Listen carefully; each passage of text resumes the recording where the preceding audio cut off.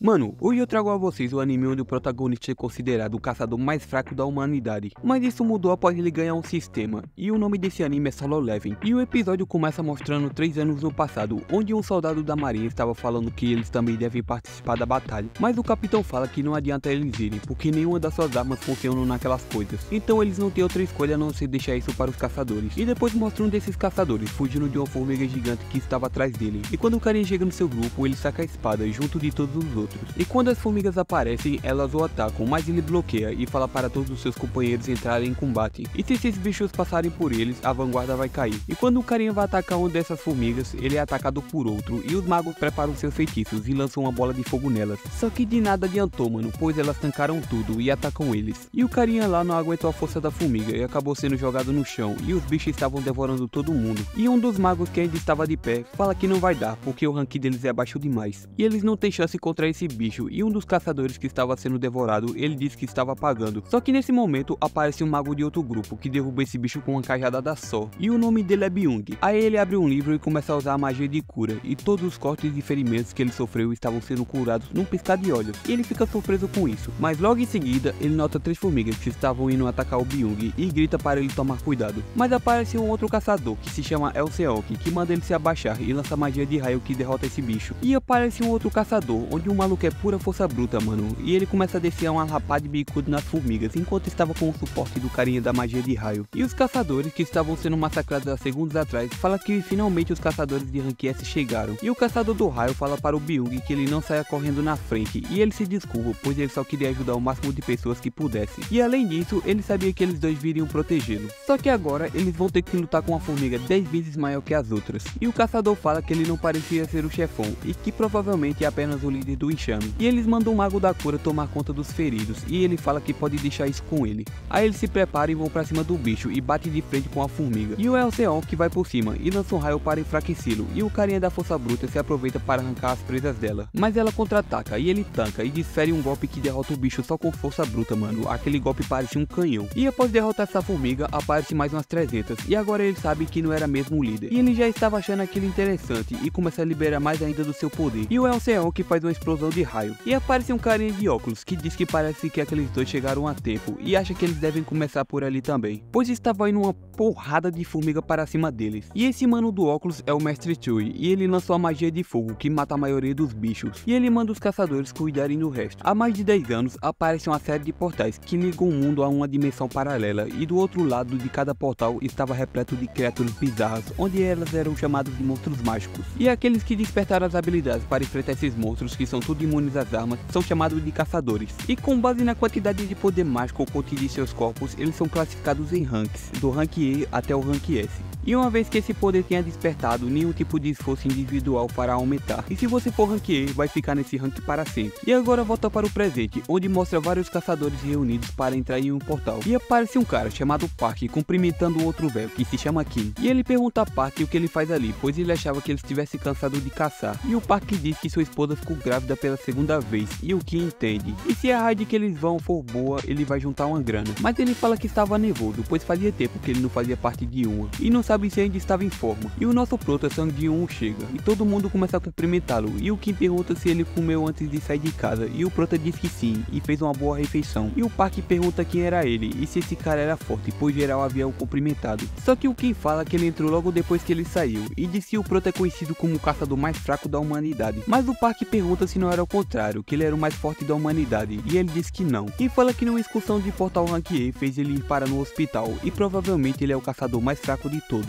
Mas com isso, quando o prota é chamado, eles já sabem que a raid será tranquila. E o prota havia escutado tudo o que eles estavam falando, mas ele não liga, pois ele não pode argumentar contra fatos. E nesse momento aparece um garoto que pergunta se ele se machucou de novo, e ela se chama Ju-hee, e ela pergunta sobre o que aconteceu com seu rosto. E ele diz que é o que acontece normalmente, pois ele sempre se machuca, e ela manda ele tomar mais cuidado. E quando eles estão sentados lá tendo uma conversa, ela fala que soube que ele foi para o hospital. E ele começa a falar que era uma dungeon de rank E, e ele foi o único a se machucar. E ela pergunta se não tinha curandeiro, e ele explica que todos que foram era de rank alto e não viram necessidade de levar um. E ela pergunta se ele estava falando sério, e acha isso terrível, e eles só pensam nele eles mesmos. Mas o Jin-woo fala para ela não se preocupar, porque isso é culpa dele por ser fraco, mas ele já está acostumado com isso, e ele fala para eles irem logo, porque parecia que todo mundo estava prestes a entrar, e mostra esse velho, e seu nome é Song, e ele será o líder dessa raid e se apresenta a todos, e algumas pessoas ficam aliviadas dele ser o líder, pois ele é o mais habilidoso dentre eles. Aí ele pergunta se todos estão prontos para entrar, e o Ki fala para o Prota ficar atrás deles, e era para tentar não se machucar. E quando todo mundo estava entrando, ele pega sua faquinha que ele comprou, e ela não tinha quase nada de poder mágico, mas era melhor ele entrar com ela do que sem nada, e ele começa a andar até o portal, e depois mostra uma reunião com o presidente, e ele diz que era o mesmo problema de sempre, onde o governo quer os recursos que eles coletaram dentro das dungeons, mas ele não acha nada de errado com o que eles pedem, pois caçadores como ele vivem de vender esses recursos. E ele tira uma pedra do bolso e diz que pedras coletadas de monstros derrotados têm muito valor, e mostra o Prota que estava com uma dessas pedras, e ele sofreu para conseguir uma. Só que nesse momento ele é atacado por um Goblin, e ele defende que acaba trincando sua faca, e ele desvia dos ataques do bicho, e quando ele vai contra-atacar, ela acaba quebrando, e ele toma uma peixeirada na barriga. E o Park vai pra cima desse Goblin e o derrota ele com um golpe, pois Goblins são considerados um dos monstros mais fracos. E ele manda ela cuidar do Prota, pois ele iria atrás dos outros. E ela começa a usar magia de cura nele, e ele estava observando todos lutando contra os monstros. Aí volta pro presidente, que fala que essas pedras da essência são coletadas de monstros de rank alto, e podem ser usados para transformar em armas. E os cristais de mana que podem ser coletados da dungeon têm um uso parecido, só que são menos potentes. E diz que o governo está interessado em outro tipo de uso, como uma nova fonte de energia, pois ela é mais segura do que a nuclear e mais eficiente do que todas as fontes de energia. E ela também era mais limpa e pura, e não poluía o ar. Aí volta para os aventureiros que derrotaram o chefão da dungeon, e eles começam a comemorar. E a menina que estavam curando pergunta se ele não deixa de ser caçador só por teimosia, e se há outro motivo. E se ele continuar assim é apenas questão de tempo até algo pior acontecer. E ele não estava machucado só na barriga, é no corpo todo, e ele se desculpa. Mas ela não quer um pedido de desculpas, porque ela tá preocupada com ele. Então ele começa a pegar todo o loot, só que não havia muito cristal de mana por ali, e desse jeito não vão pagar quase nada a eles. E o Prota pensa que acabou, e tudo que ele tem é essa pedra da essência de rank E, e ele quase morreu por ela. Aí um carinha grita chamando a atenção de todos, pois ele havia encontrado um túnel, e se pergunta se é uma dungeon dupla, e uma mulher fala que eles venceram o chefe da dungeon, mas nem sinal dela se fechar. E os caras falam que ela tem razão, e isso significa que talvez tenha mais loot por lá. E o Song fala que em casos como esses, o procedimento era aguardar as ordens da associação de caçadores, mas um cara fala que isso significa que as pessoas que vierem vão pegar as coisas boas, e diz que esse túnel ainda faz parte da dungeon de rank D. E o Song acha que não deve ter problema quebrar as regras um pouquinho, mas o que eles vão fazer não deixa de ser um risco, e decide fazer uma votação, e algumas pessoas queriam ir e outras não. E essa votação fica 6-6, e perguntam ao Prota em dizer se eles vão ou não. E o Prota pensa que até uma dungeon de rank D é perigosa para ele, mas com seu pai desaparecido, ele é o único que pode sustentar a família, e precisa pagar o tratamento da sua mãe e a faculdade da sua irmã, e então ele decide ir, pois ele precisa desse dinheiro. Aí depois mostra uma mulher pedindo para ele colocar a mão no cristal preto, pois lá era medir o tanto de mana que tem em seu corpo para decidir em qual rank ele vai ficar. Depois quando ele sai, mostra várias pessoas de guildas que estavam contratando caçadores, e um dos caras que estavam contratando fala que um rank B e 2 rank C aceitarem assinar contrato com a guilda. E o mestre Choi diz que idade ou sexo não importa, se parecerem habilidosos era para fazer uma oferta. Após isso, passa 2 caras numa moto e rouba a bolsa de uma menina, e no meio da fuga eles dão de frente com a garota no meio da rua. Ele grita para ela sair da frente, só que ela dá um mortalzão e pega a bolsa, e os malucos caem da moto. E após isso ela entrega a bolsa para a dona, e todo mundo a reconhece. E ela é a Tia Rain, e ela é uma caçadora de rank S, e como ele não estava sabendo como lidar com o público, ela foge pulando pelos prédios, fazendo altos parkour. E voltando para a dungeon, eles falam que fazem 40 minutos desde que eles entraram nessa caverna, e o portal aguenta até 1 hora após o chefe ser derrotado, então ainda tem 20 minutos. Depois o Prota se desculpa com a garota, e ela pergunta pelo que ele está se desculpando, e ele diz que só estão procurando pelo chefe porque ele votou a favor. E ela fala para ele não se preocupar com ela, e não era para pedir desculpas, mas ele pergunta se ela está bem mesmo. Mas ela fala que é claro que não, e ela pergunta se ele havia esquecido, se o ataque que ele levou tivesse sido mais para cima, ele teria ido de F. E ela fala que mal conseguiu curar seus braços e pernas, e ela esculacha o Prota de todo jeito. E ele fala que ter uma curandeira de rank B salvou ele várias vezes. E ela pergunta se agora ele entende o problema, e ele diz que sim. E ela diz que se ele entende o problema, então devia mostrar gratidão, a levando para comer. E eu acho que ele nem entendeu que ela estava dando em cima dele. E nesse momento o líder do grupo fala que eles chegaram na câmara do chefão, e era uma porta gigantesca. E o Ki resolve ir lá e abrir essa porta. Depois volta para a gravação do presidente, que conta para os recém-despertados a história dos portais terem chegado há 10 anos. E mesmo assim eles não sabem de quase nada sobre as dungeons. E diz que ser um caçador é arriscar a vida, e mesmo mais habituados com as raids não pode se dar ao luxo de abaixar a sua guarda. E também diz que eles não podem ficar arrogantes e nem descuidados, e para sobreviver esse é o conselho primordial. E fala para eles terem medo. Aí volta para onde eles eles abrem a porta e entram lá, e fala que essa realmente parece a sala de um chefão. E eles ficam olhando as estátuas gigantes, a maioria delas estavam com a arma e acham elas assustadoras. E o Song olha um desenho no chão e acha que é um círculo mágico. E em uma das estátuas eles acabam encontrando uma escrita antiga. E quando eles começam a ler, nela estava escrito: primeiro, venere a Deus; segundo, louve a Deus;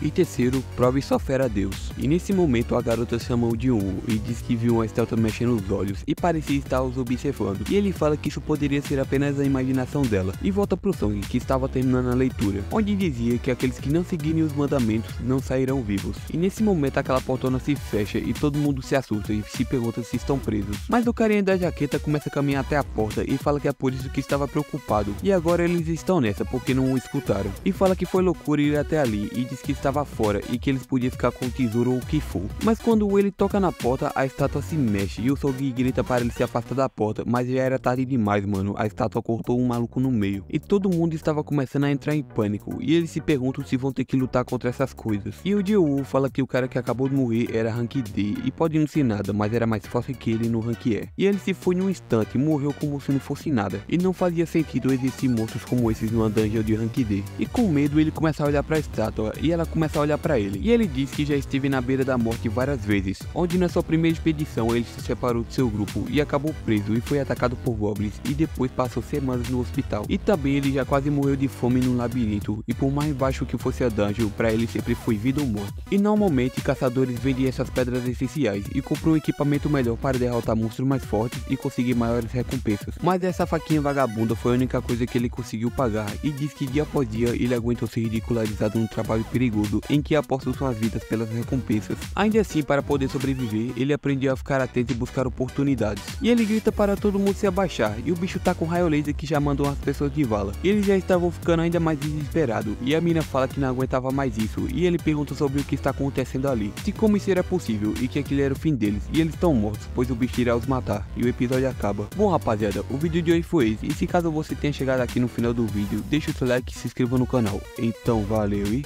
fui!